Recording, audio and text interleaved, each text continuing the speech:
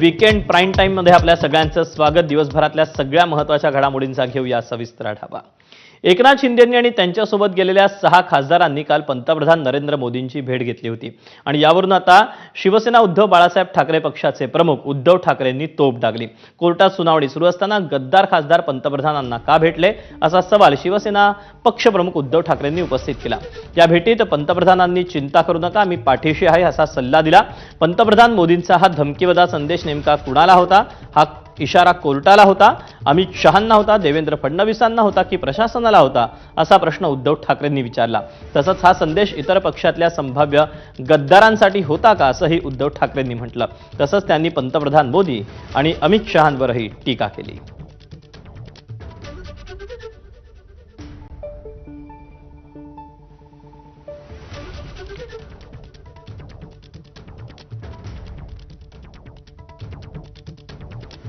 सुनावणी सुरू असताना हे गद्दार त्यांना जाऊन भेटण्याचं कारण काय? ही धमकी वजा संदेश सुप्रीम कोर्टाला मोदींनी दिलाय, अमित शहानं दिलेला आहे, देवेंद्र फडणवीसांना दिलेला आहे की प्रशासनाला दिलेला आहे? नक्की कोणाला दिलेला आहे?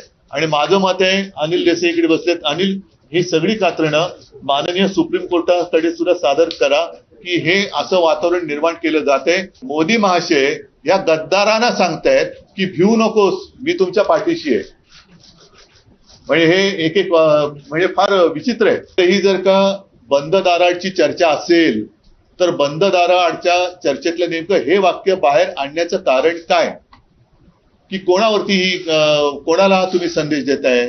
कोरोनाच्या काळामध्ये जेव्हा मी फेसबुक लाईव्ह करत होतो तेव्हा मला जे उपदेश देत होते की फेसबुक वरून सरकार चालत नाही, आता इंस्टाग्राम वरून सरकार चालवण्याची वेळ आलेली आहे.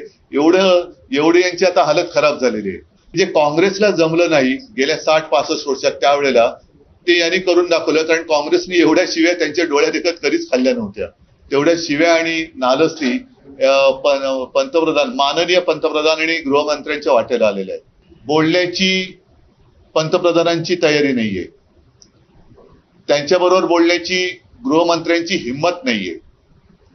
आज संपूर्ण विरोधी पक्ष आणि संपूर्ण देश पंतप्रधानांकडून आणि गृहमंत्र्यांकडून उत्तर मागतोय की अत्याचार तुम्ही का केलेत आणि कशासाठी केले. एका मंत्र्याचा राजीनामा घेतला म्हणून हा काही प्रश्न सुटत नाही, तर संपूर्ण सिस्टीम म्हणजे सरकार आता बदललं गेलं पाहिजे.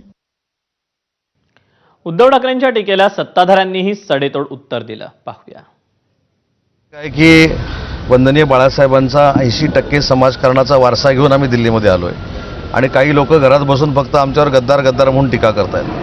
मुद्दा असा आहे की 4.5 वर्षापूर्वी जे आम्ही उठाव केला त्या दिवसापासून गद्दार गद्दार हा शिक्का आमच्यावर मांडण्याचा प्रयत्न केला, परंतु महाराष्ट्रातल्या मतदारांनी, जनतेने 2019ला जी गद्दारी झाली होती त्याचं उत्तर दिलं आणि शिंदेसाहेबांच्या शिवसेनेच्या आमदारांना 80 पैकी 60 आमदारांना विधानसभेमध्ये पाठवलं. महानगरपालिकेमध्ये आम्ही 2 नंबरला आहोत, नगरपालिका, नगरपंचायत, पंचायत समिती, जिल्हा परिषद आम्ही 2 नंबरला आहोत. आणि महत्त्वाची गोष्ट, जे पत्रकार परिषद घेऊन आम्हाला गद्दार म्हणतायत त्यांना महाराष्ट्राच्या जनतेनं 7 नंबरला पाठवलेला आहे. उद्धव ठाकरेंना इतकी का भीती वाटतेय? त्यांना अलीकडे कशावरतीच विश्वास नाहीये. त्यांना फोमो झालाय जनतेच्या भाषेमध्ये. त्यांना इतका फिअर, इतकी भीती वाटतेय ना की अहो, न्यायालयावरती तुमचा विश्वास नाही, म्हणजे त्यांचा कपिल सिब्बलांवरती विश्वास आहे परंतु या देशाच्या न्यायव्यवस्थेवर विश्वास नाहीये का? त्यामुळे मला वाटतं की त्यांनी अशी प्रत्येक गोष्टीत ही जी शंका घेत आहेत ना, इथं कुठेतरी त्यांच्या पराभूत मानसिकतेचं लक्षण मला दिसतंय. उद्धवजी ठाकरे, महाराष्ट्राच्या राजकारणामध्ये मतलबी वाऱ्याची सुरुवात तुम्ही केली. भारतीय जनता पार्टीसोबत युती केली आणि 2019 साली फक्त मुख्यमंत्री पदासाठी मतलबी वारे वाहून घेतले आणि काँग्रेसच्या मांडीला मांडी लावून बसलात. बाळासाहेब ठाकरे यांचे विचार देखील तुम्ही सोडून दिले. त्यामुळे खरे मतलबी तुम्ही आहात. मोदीजी कुणालाही घाबरत नाहीत. तुम्ही मातोश्रीचे दरवाजे बंद केलेत तर पंतप्रधान नरेंद्र मोदीजींचे दरवाजे खासदारांसाठी सदैव उघडे आहेत. दरम्यान एकीकडे शिंदेंच्या खासदारांच्या मोदी भेटीवरून उद्धव ठाकरे टीका